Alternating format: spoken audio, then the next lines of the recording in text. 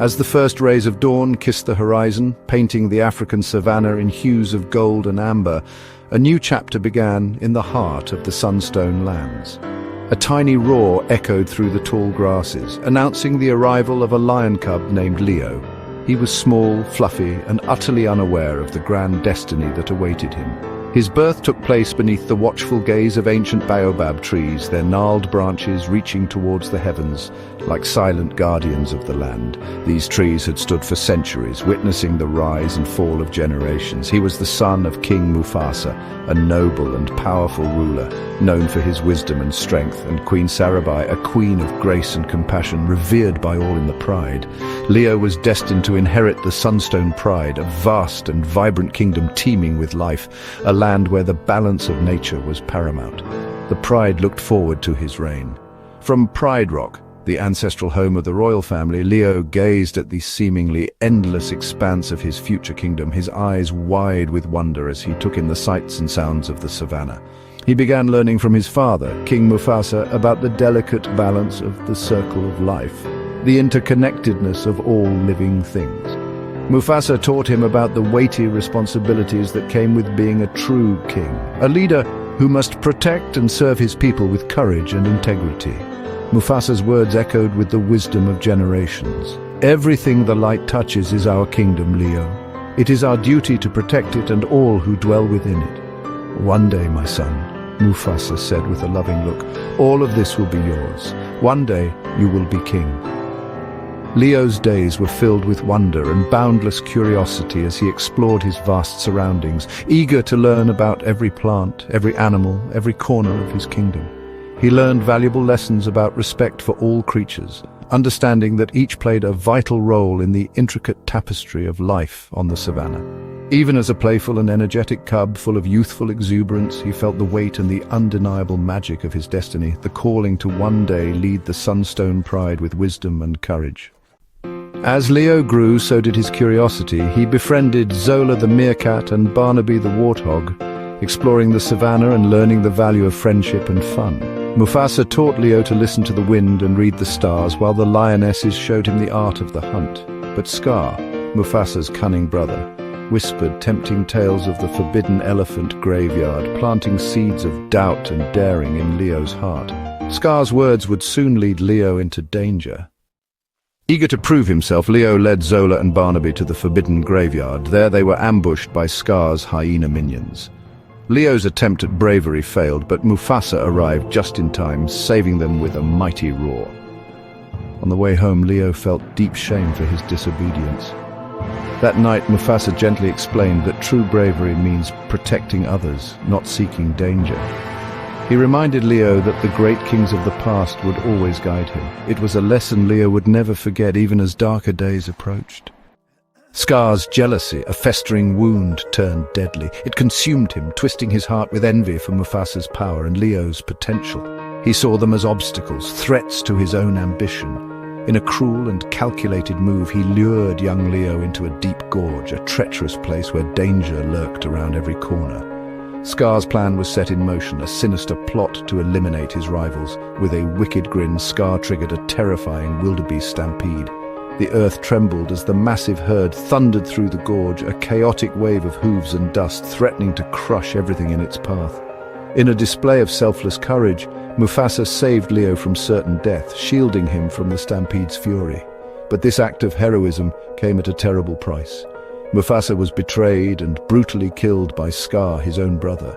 The kingdom was plunged into darkness, and Scar seized the throne through treachery and deceit. Scar, the master manipulator, twisted the tragedy, convincing young Leo that he was somehow to blame for his father's death. He preyed on Leo's innocence and vulnerability. With cruel words and a false show of concern, Scar urged him to flee the Pride Lands and never return, effectively exiling the rightful heir and securing his own power. Lost and guilt-ridden, Leo wandered alone, carrying the weight of Scar's lies and the pain of his father's death. He was a prince without a kingdom, a cub without a pride. In his darkest hour, Leo was found by the unlikely duo of Zola and Barnaby, a meerkat and a warthog with hearts as big as the jungle itself. They welcomed him into their carefree jungle life, offering him friendship, laughter, and refuge from his painful past. The jungle became his new home, a world away from the Pride Lands. For a time, Leo embraced this new life, trying to forget the tragedy and the responsibility he had left behind. He reveled in the simple joys of the jungle, pushing aside the memories that haunted him. But deep down, the call of his destiny lingered, a persistent whisper reminding him of his true identity and the kingdom that awaited his return. When Nala, a childhood friend, finally found him in the jungle, everything changed. She revealed the devastating truth of Scar's ruinous rule, the drought-stricken land, and the suffering of the Pride Lands under his tyrannical reign. Hearing this, Leo was forced to confront who he truly was, a king in exile, and the responsibility he had been running from. The weight of his destiny settled upon him. Guided by Rafiki's wisdom, the wise old baboon who served as a spiritual guide and inspired by his father's memory, the noble king who lived on in his heart, Leo finally realized he must return to the Pride Lands, reclaim his birthright, and restore balance to the kingdom. His journey home was about to begin. Renewed with courage, Leo felt the strength of his ancestors flowing through him. The journey back had been long and arduous, but every step had solidified his resolve. He knew what he had to do. Leo returned to the Pride Lands with his loyal friends Timon and Pumbaa by his side. Their unwavering support was a constant reminder that he wasn't alone in this fight. They had faced danger together, and their bond had only grown stronger. But a heavy weight settled upon his heart as he surveyed the Pride Lands. He found his home desolate, a mere shadow of its former glory, all under Scar's cruel tyranny. The vibrant ecosystem had withered, replaced by a barren wasteland. Scar, desperate to maintain his power, tried to break Leo with guilt, attempting to manipulate him with the past. He preyed on Leo's vulnerabilities, hoping to shatter his spirit and prevent him from challenging his reign. But in a final climactic confrontation, Scar, cornered and exposed, revealed his own heinous crime, the murder of Mufasa. The truth echoed through the Pride Lands, shattering the illusion of Scar's righteous rule.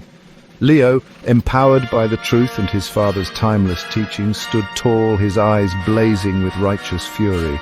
The weight of responsibility settled upon his shoulders, but he was ready to embrace his destiny.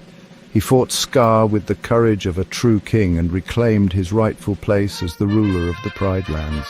The battle was fierce, a clash of ideologies and destinies, but Leo's determination never wavered. The lionesses, long oppressed under Scar's reign, and his friends, united in their loyalty and belief in Leo, rallied behind him, ready to fight for a better future. Their collective strength was a force to be reckoned with. Together, they were a force of nature, driving out Scar and his hyena horde, banishing them from the Pride Lands forever. The land breathed a collective sigh of relief as the darkness receded. At long last, rain fell upon the parched earth, reviving the land and washing away the scars of Scar's reign. The first drops were a promise of renewal, a symbol of hope for the future. With newfound purpose, Leo ascended Pride Rock, his heart filled with hope and determination. He climbed with the wisdom of his ancestors, guiding his every step. With a mighty roar that echoed across the savannah, Leo restored hope and reaffirmed the circle of life, signaling a new era of peace and prosperity. His roar was a beacon, calling all creatures to witness the dawn of a new age. The prince, once lost and uncertain, had finally become a wise and noble king, fulfilling his destiny and honoring his father's legacy, just as Mufasa had always dreamed. The Pride Lands were finally in safe hands.